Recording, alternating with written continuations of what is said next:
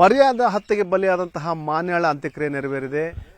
ಗ್ರಾಮದಲ್ಲಿ ಏನು ಇನಾಮ್ ಈರಾಪುರ ಗ್ರಾಮದಲ್ಲಿ ನೀರವ ಮೌನ ಆವರಿಸಿದೆ. ಒಂದು ರೀತಿಯಲ್ಲಿ ಏನು ಅವರ ಮನೆ ಬಳೆ ಅಂತೂ ಸ್ಮಶಾನ ಮೌನ ಆವರಿಸಿದೆ ಅಂತ ಹೇಳ್ಬೋದು. ಏನು ಇಲ್ಲಿ ಒಂದು ರೀತಿಯಲ್ಲಿ ಏನು ಒಂದು ಗ್ರಾಮದಲ್ಲಿ ಬೂದಿ ಮುಚ್ಚಿದ ಕೆಂಡದ ರೀತಿಯಲ್ಲಿ ವಾತಾವರಣ ನಿರ್ಮಾಣವಾಗಿದೆ. ಈಗೇನು ಏನು ವಿವೇಕಾನಂದ ಇದ್ದಾನೆ, ಅವರ ಮನೆ ಬಳಿ ಇದ್ದೇವೆ ನಾವು ನೋಡ್ತಾ ಇರ್ಬೋದು. ಇಲ್ಲಿ ಪೊಲೀಸ್ ಬಂದೋಬಸ್ತ ನಿಯೋಜನೆ ಮಾಡಲಾಗಿದೆ. ಈಗೇನು ಕೃತ್ಯ ನಡೆದಂಥ ಸ್ಥಳ ಇದೇ ಆಗಿದೆ. ಇಲ್ಲಿ ಏನು ಮನೆಯಲ್ಲಿ ಯಾರೂ ಸಹ ಇಲ್ಲ. ಮನೆಯಲ್ಲಿ ಏನು ನಿನ್ನೆ ಏನು ಅಂತ್ಯಕ್ರಿಯೆ ನೆರವೇರಿಸಿದ್ರು. ಅಂತ್ಯಕ್ರಿಯೆ ನೆರವೇರಿಸಿದಂಥ ಸಂದರ್ಭದಲ್ಲಿ ಅವ್ರ ಕುಟುಂಬಸ್ಥರು ಏನು ವಿವೇಕಾನಂದ ಇರ್ಬೋದು ಮತ್ತು ಅವರ ಇತರೆ ಕುಟುಂಬಸ್ಥರು ಸಹ ಪಾಲ್ಗೊಂಡಿದ್ರು, ಭಾಗಿಯಾಗಿದ್ರು. ಇಲ್ಲಿ ಏನು ಇಲ್ಲಿ ಏನು ತೋರಿಸ್ತಾ ಇದ್ದೀನಿ, ಇಲ್ಲೇನು ಏನು ಇಲ್ಲೆಲ್ಲವೂ ಸಹ ರಕ್ತದ ಕಲೆ ಎಲ್ಲವೂ ಆಗಿತ್ತು. ನಿನ್ನೆ ತೋರಿಸಿದಂಥ ಸಂದರ್ಭದಲ್ಲಿ ಇದೆಲ್ಲವೂ ಈಗೇನಂದ್ರೆ ಅದನ್ನೆಲ್ಲ ಸ್ವಚ್ಛ ಮಾಡಿದ್ದಾರೆ ಕುಟುಂಬಸ್ಥರು.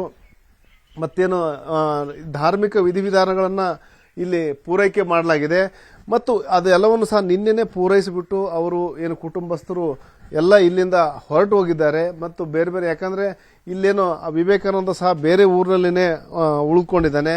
ಇಲ್ಲಿ ಒಂದು ರೀತಿಯಲ್ಲಿ ಆ ಇಡೀ ಕುಟುಂಬಕ್ಕೆ ಒಂದು ಆತಂಕದ ವಾತಾವರಣ ಇರೋ ಹಿನ್ನೆಲೆಯಲ್ಲಿ ಅವ್ರು ಯಾರೂ ಸಹ ಇಲ್ಲಿ ಉಳ್ಕೊಳ್ಳಿಕ್ಕೆ ಇಷ್ಟಪಡ್ತಾ ಇಲ್ಲ. ಯಾಕಂದ್ರೆ ಈಗ ಯಾಕಂದ್ರೆ ಈಗೇನು ಮೇಲ್ವರ್ಗದವರು ಏನು ಒಂದು ಕುಟುಂಬ ಈ ರೀತಿ ಒಂದು ಅಟ್ಯಾಕ್ ಮಾಡಿ ಏಕಾಏಕಿ ಮಾಡಿರೋದ್ರಿಂದಾಗಿ ಒಂದು ರೀತಿಯಲ್ಲಿ ಏನು ದಲಿತ ಸಮುದಾಯಕ್ಕೆ ಸೇರಿದಂತಹ ಈ ಏನು ವಿವೇಕಾನಂದನ ಕುಟುಂಬದಲ್ಲಿ ಒಂದು ಆತಂಕ ಮನೆ ಮಾಡಿದೆ. ಹಾಗಾಗಿನೇ ಆ ಒಂದು ಭೀತಿಯಲ್ಲಿನೇ ಯಾರೂ ಸಹ ಮನೆಯಲ್ಲಿ ಇರ್ಲಿಕ್ಕೆ ಇಷ್ಟಪಡ್ತಾ ಇಲ್ಲ. ಹಾಗಾಗಿನೇ ಬೇರೆ ಊರಲ್ಲಿನೇ ಏನು ಇದು ಏನು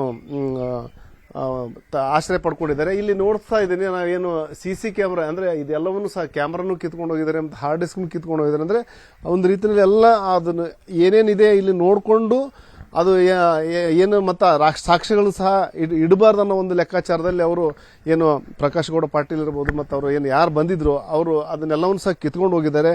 ಇಲ್ಲಿ ಏನು ಮನೆಯಲ್ಲಿ ಯಾರೂ ಸಹ ಇಲ್ಲ. ಒಂದು ರೀತಿಯಲ್ಲಿ ಆ ನೀರವ ಮೌನ ಆವರಿಸಿದೆ ಅಂತ ಹೇಳ್ಬೋದು. ಏನು ಮಾನ್ಯಾಳನ ಕಳ್ಕೊಂಡ ಕುಟುಂಬಸ್ಥರು ವಿವೇಕಾನಂದ ಇರಬಹುದು ಮತ್ತು ಕುಟುಂಬಸ್ಥರು ದುಃಖದ ಕೋಡಿಯಲ್ಲಿ ಮುಳುಗಿ ಹೋಗಿದ್ದಾರೆ. ನಿನ್ನೆ ಏನು ಬಿದ್ದು ಹೊರಳಾಡಿ ಇದೇ ಜಾಗದಲ್ಲಿ ವಿವೇಕಾನಂದ ಬಿದ್ದು ಹೊರಳಾಡಿದ್ದ. ಏನು ನಾನು ಬರಬಾರ್ದಾಗಿತ್ತು, ವಾಪಸ್ ನಾನು ಊರಿಗೆ ಬಂದಿದ್ದೇ ದೊಡ್ಡ ತಪ್ಪಾಯಿತು, ಬಂದ ಕಾರಣಕ್ಕಾಗಿ ನಾನು ನಿನ್ನನ್ನು ಕಳ್ಕೊಳ್ಳುವಂಥ ಪರಿಸ್ಥಿತಿ ನಿರ್ಮಾಣ ಆಯ್ತು ಅಂತೇಳಿ ಬಿಕ್ಕಿ ಹತ್ತಿದ್ದ. ಈಗೇನಂದ್ರೆ ಆತ ಏನು ಬೇರೆ ಊರಿನಲ್ಲಿ ಆಶ್ರಯ ಪಡ್ಕೊಂಡಿದ್ದಾನೆ ಮತ್ತು ಕುಟುಂಬಸ್ಥರು ಸಹ ಈಗ ಕೆಲವೊಬ್ರು ಆಸ್ಪತ್ರೆಯಲ್ಲಿ ಬಳಿ ಇದ್ದಾರೆ. ಯಾಕಂದ್ರೆ ಇಲ್ಲಿ ಆಸ್ಪತ್ರೆಯಲ್ಲಿ ಇನ್ನೂ ಏನು ಘಟನೆಯಲ್ಲಿ ಗಾಯಗೊಂಡಿದ್ದಾರೆ ಅವರಿಗೆ ಚಿಕಿತ್ಸೆ ಕೊಡಲಾಗ್ತಾ ಇದೆ. ಅದರಲ್ಲಿ ಒಬ್ಬರ ಸ್ಥಿತಿ ಕಂಡೀಷನ್ ತುಂಬಾ ಚಿಂತಾಜನಕವಾಗಿದೆ. ಅವರೇನು ಒಂದು ರೀತಿಯಲ್ಲಿ ಯಾರನ್ನೂ ಸಹ ಗುರುತು ಹಿಡಲಾರದಂತಹ ಸ್ಥಿತಿ. ಏನು ರೇಣವ್ವ ಇದ್ದಾಳೆ, ಗಂಭೀರವಾಗಿ ಗಾಯಗೊಂಡಂತ ರೇಣವ್ವ ಯಾರನ್ನೂ ಸಹ ಗುರುತು ಹಿಡಲಾರದಂತಹ ಪರಿಸ್ಥಿತಿಯಲ್ಲಿದ್ದಾಳೆ. ಹಾಗಾಗಿ ಆಕೆಯ ಜೊತೆಗೆ ಇನ್ನು ಉಳಿದವ್ರಿಗೂ ಸಹ ಏನು ಖಾಸಗಿ ಆಸ್ಪತ್ರೆಯಲ್ಲಿ ಹುಬ್ಬಳ್ಳಿ ಖಾಸಗಿ ಆಸ್ಪತ್ರೆಯಲ್ಲಿ ಚಿಕಿತ್ಸೆ ಕೊಡಲಾಗ್ತಾ ಇದೆ. ಅವರ ಕೇರ್ ಟೇಕ್ ಮಾಡಲಿಕ್ಕೆ ಕೆಲವೊಬ್ಬರು ಆಸ್ಪತ್ರೆಯಲ್ಲಿ ಇದ್ದಾರೆ. ಉಳಿದಂತೆ ಏನು ಇಲ್ಲಿ ಇರ್ಲಿಕ್ಕೆ ಯಾರಿಗೂ ಸಹ ಒಂದು ರೀತಿಯಲ್ಲಿ ಭಯದ ವಾತಾವರಣ ಇರೋದ್ರಿಂದಾಗಿ ಅವ್ರು ಯಾರೂ ಸಹ ಮನೆಯಲ್ಲಿ ಇರ್ಲಿಕ್ಕೆ ಇಷ್ಟಪಡ್ತಾ ಇಲ್ಲ. ಹಾಗಾಗಿ ಬೇರೆ ಊರಿನಲ್ಲಿ ಕೆಲವೊಬ್ಬರು ಆಶ್ರಯ ಪಡ್ಕೊಂಡಿದ್ದಾರೆ. ಮತ್ತು ಏನು ಮಾನ್ಯಾಳ ಗಂಡ ವಿವೇಕಾನಂದ ಸಹ ಬೇರೆ ಊರಿನಲ್ಲಿ ಉಳ್ಕೊಂಡಿದ್ದಾನೆ. ಮತ್ತು ಏನು ಘಟನೆ ಹಿನ್ನೆಲೆಯಲ್ಲಿ ಇಲ್ಲೇನು ಯಾವುದೇ ಅಹಿತಕರ ಘಟನೆ ನಡೀಬಾರ್ದಂತೇಳಿ ಬಿಗಿ ಪೊಲೀಸ್ ಬಂದೋಬಸ್ತ ಸಹ ನಿಯೋಜನೆ ಮಾಡಲಾಗಿದೆ.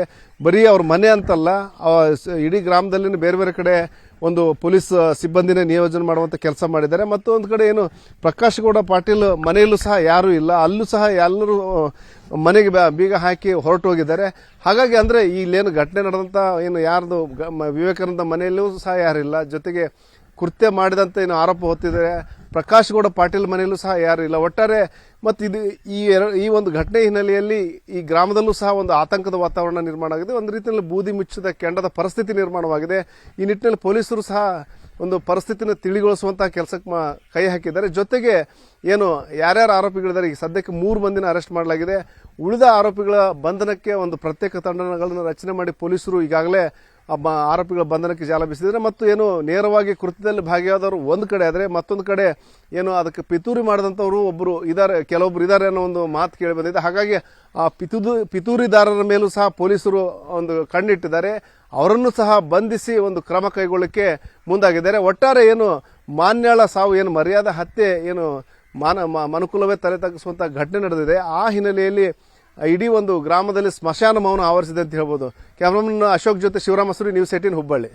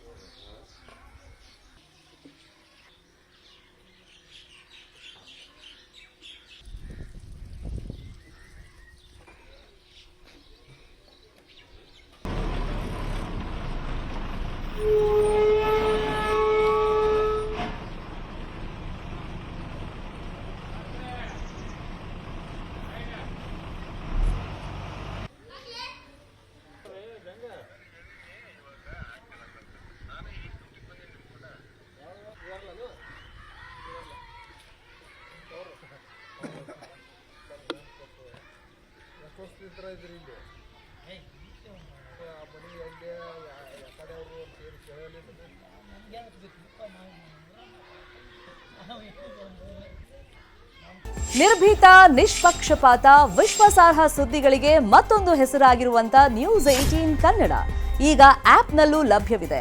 ದಯವಿಟ್ಟು ಇಲ್ಲಿರುವಂತ QR ಕೋಡ್ ಸ್ಕ್ಯಾನ್ ಮಾಡಿಕೊಂಡು ಆಪ್ ಡೌನ್ಲೋಡ್ ಮಾಡೋದಕ್ಕೆ ಮರಿಬೇಡಿ. ನಿಮ್ಮ ಬೆಂಬಲ ಹೀಗೆ ಸದಾ ನಮ್ಮೊಂದಿಗಿರಲಿ. ಧನ್ಯವಾದ.